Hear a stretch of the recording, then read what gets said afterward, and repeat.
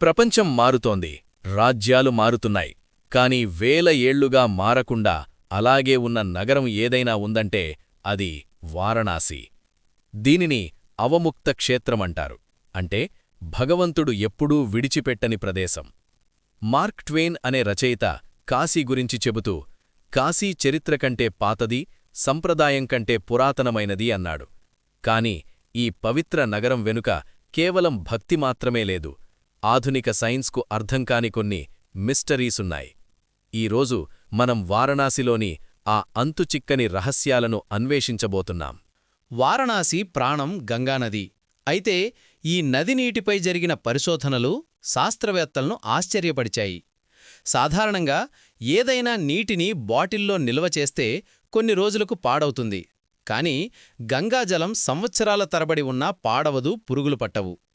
1896లో British శాస్త్రవేత్త Ernest హ్యాంకిన్ గంగానదిలో కలరా బ్యాక్టీరియాను వేసినప్పుడు అది కొద్ది నిమిషాల్లోనే చనిపోవడాన్ని గమనించారు.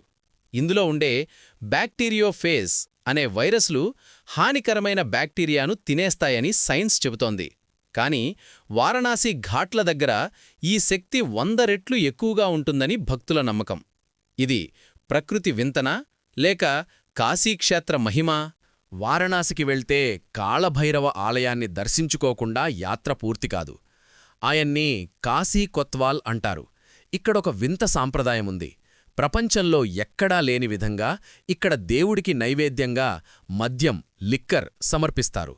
అంతకంటే పెద్ద రహస్యం కాళభైరవ తాడు. ఈ నల్లటి దారం కట్టుకుంటే నెగిటివ్ ఎనర్జీ దరిచేరదని, మానసిక సమస్యలు తొలగిపోతాయని నమ్ముతారు. ఇక్కడ ధ్యానం చేసేటప్పుడు మెదడులో కలిగే మార్పులపై పారానార్మల్ ఇన్వెస్టిగేటర్లు కూడా ఆసక్తి చూపిస్తున్నారు. వారణాసిలోని ఈ పాయింట్ దగ్గర అయస్కాంత శక్తి, మ్యాగ్నెటిక్ ఫీల్డ్ భిన్నంగా ఉంటుందని కొందరి వాదన. వారణాసి కేవలం పైన కనిపించే ఘాట్లు మాత్రమే కాదు, ఈ నగరం కింద ఒక అదృశ్య ప్రపంచముందని మీకు తెలుసా?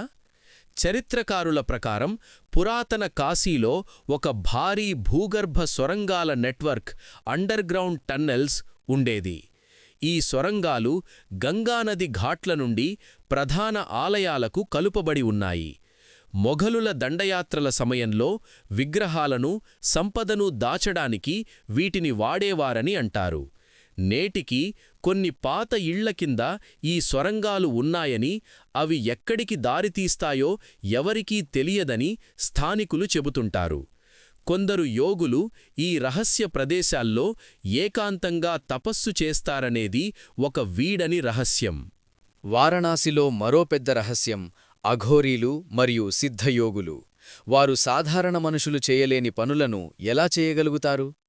వారి ఆచారాలు వింతగా ఉన్నా వారి వద్ద ఉన్న ప్రాచీన వైద్యం మరియు యోగ విద్య అద్భుతమైనవి. వారణాసి అంటే కేవలం ఒక నగరం కాదు, అది ఒక శక్తి కేంద్రం. ఇక్కడికి వచ్చేవారు ఏదో ఒక తెలియని మార్పుతో తిరిగి వెళ్తారు. మీరెప్పుడైనా వారణాసి సందర్శించారా? అక్కడ మీకు కలిగిన వింత అనుభవాలను కామెంట్లలో షేర్ చేయండి. మరిన్ని ఇలాంటి మిస్టరీస్ కోసం మా ఛానల్ని సబ్స్క్రైబ్ చేయండి. ధన్యవాదాలు.